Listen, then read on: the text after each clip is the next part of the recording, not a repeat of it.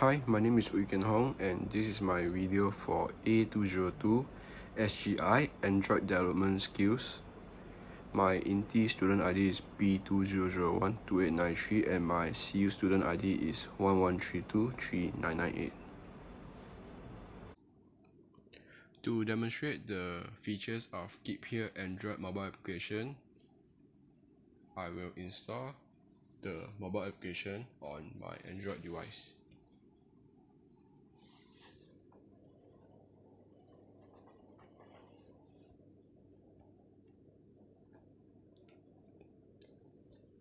The application have been installed successfully.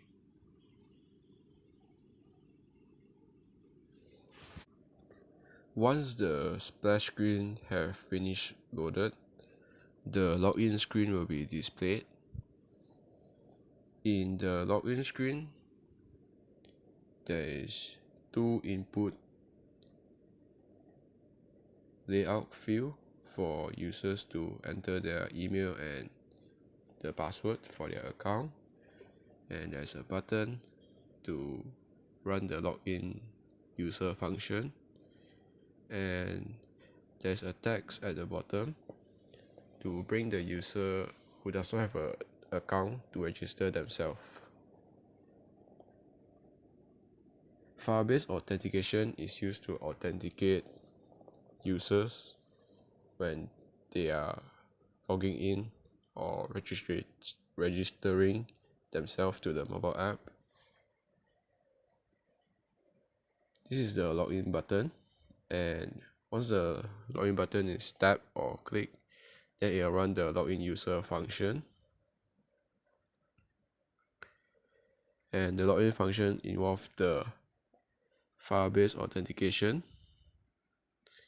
and if the password and email match, then it will bring the user to the home screen, and it also include a toast stating that login successful. If it failed, then it will display login error and the error message. This is to bring the user to the registration screen.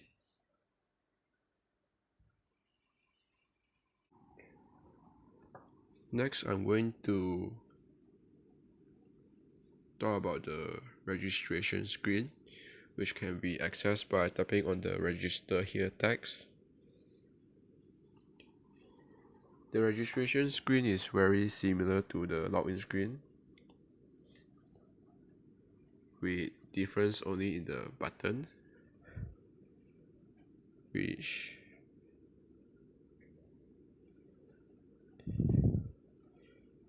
is register instead of login, and you also use Firebase Authentication to register user.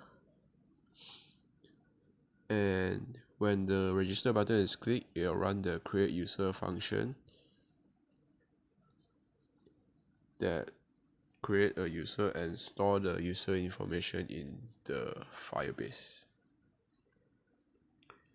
If the registration is successful, then there will be a toast message and it will bring the user to the login screen. Else it will just return an error message.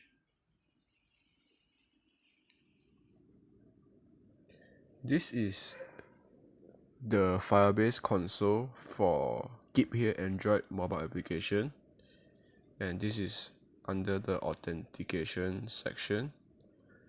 These are the previous accounts that I've created to test the mobile application during development. For this video, I'm going to create another account to demonstrate the registration and login function. The email will be test1@gmail.com, and If I leave the password empty, then there will be a message saying password cannot be empty, and the password will be 123456. I'll click on register.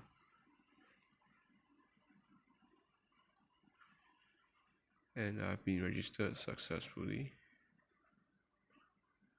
Going to try to refresh the page, the console, and yes, it's here now, test1@gmail.com. And now I'm going to log in to the mobile application. 4, 5, 6. Click login. Login successful, and it will bring the user to the home screen. In the home screen, the user email address will be displayed on the top left corner of the mobile application.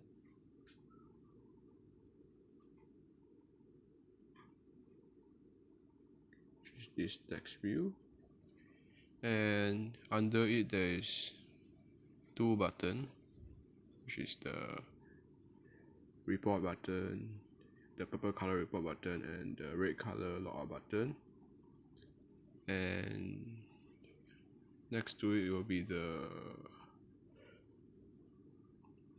card view component to open the fitting room screens. And for this mobile application, there are 6 fitting rooms because the position of the card view looks more pleasant when there are 6 of it in comparison to 4 or odd numbers. Definitely does not look as pleasant to the eyes. And as you can see, the user can tap the fitting room card view component to open the fitting room screen. But back to the home screen. So these are the components used, and once the fitting room 1 card view component is clicked, then it will open the fitting room 1 screen like this. And the logout will bring user to the login page, and the report button will open the report screen. And at the end, this is the line of code to get the user email that is logged into the mobile application currently, and also through the Firebase Authentication, because the email address is stored there, so you'll retrieve the data from there.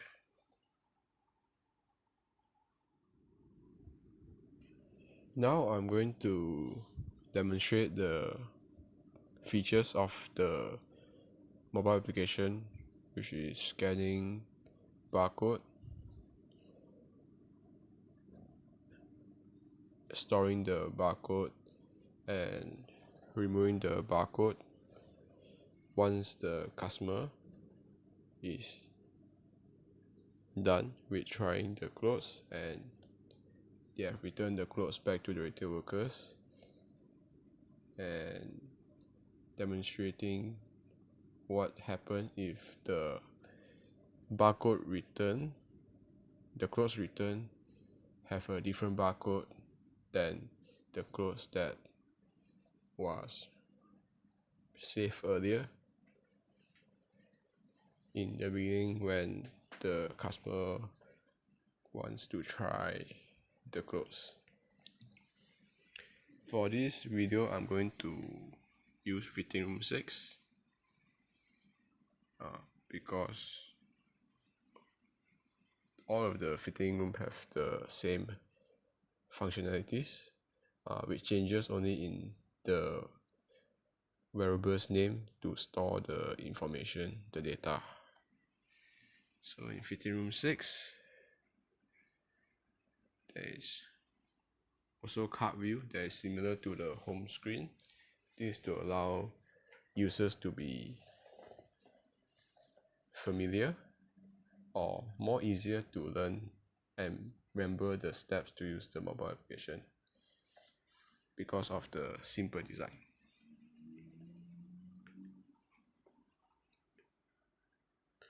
Firebase Authentication is also used here to get the current user email address so that whenever the item is scanned and sent to the database, the person or the retail worker who scanned the clothes email address will also be recorded there to identify who scanned those items, and the time is also safe to identify the time that the item is scanned.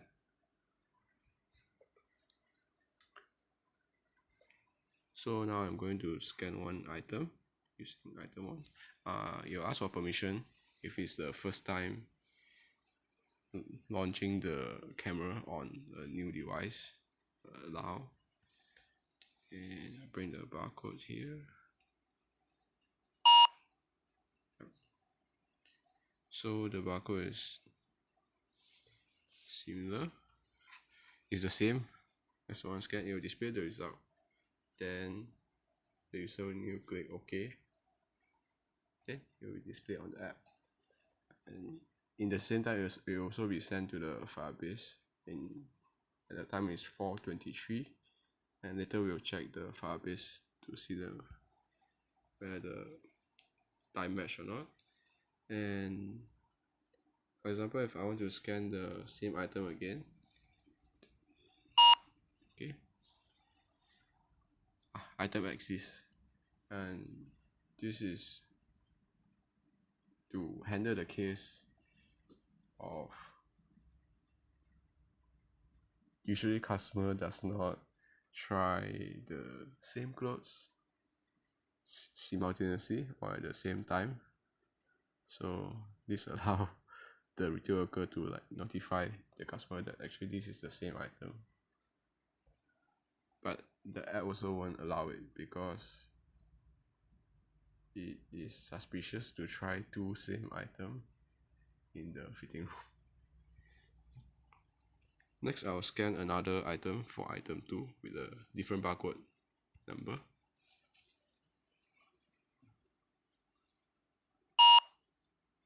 Okay, yeah, store in the second item. And now we'll check the Firebase database.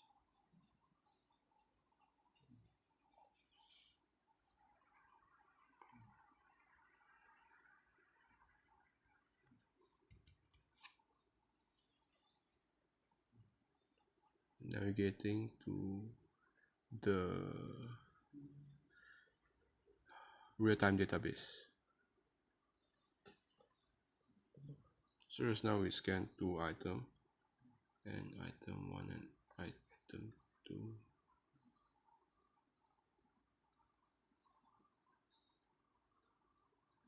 Okay, so this one is fitting room 6, which is KeepHere 6, and the first item was scanned. The barcode number is the same, and the second item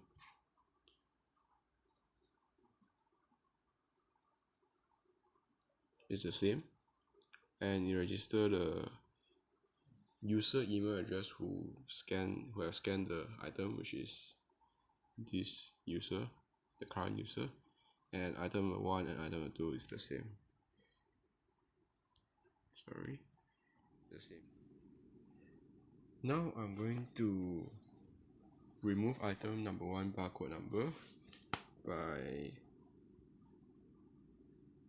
tapping on checkout. Then I'll scan the item 1 barcode number.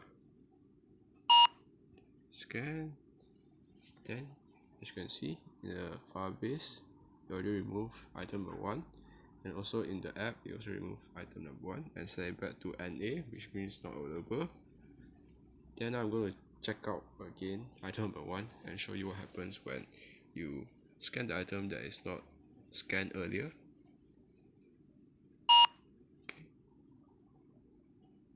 Suspected stolen items, and there's a pop-up saying that this item is not registered earlier and you need to contact your manager for assistance. I click understood. Then you open the phone app. And this is the number that I set in the code, which can be changed. And lastly, hitting on the clear button will clear everything in the fitting room. So I'll hit clear here. As you can see in the database, it's also clear. This report is from just now when we scan an item that is not registered earlier, and we've got the item barcode number and the time that the incident happened and which fitting room did it happen. So I can go back to home, click on report, and I'll see this card view, which is behind a recycler view, and you display the same information. You retrieve the data from the Firebase database. I can also test in fitting room 3. So there are no items, and if I try to scan a barcode, suspected stolen item, and it's created here. Fitting room 3 and the time is 4:55, and the item is, again, you open back the phone app, go back here, go to report, and it's there. And lastly, I will log out to test the logout function. That's all for this video. Thank you.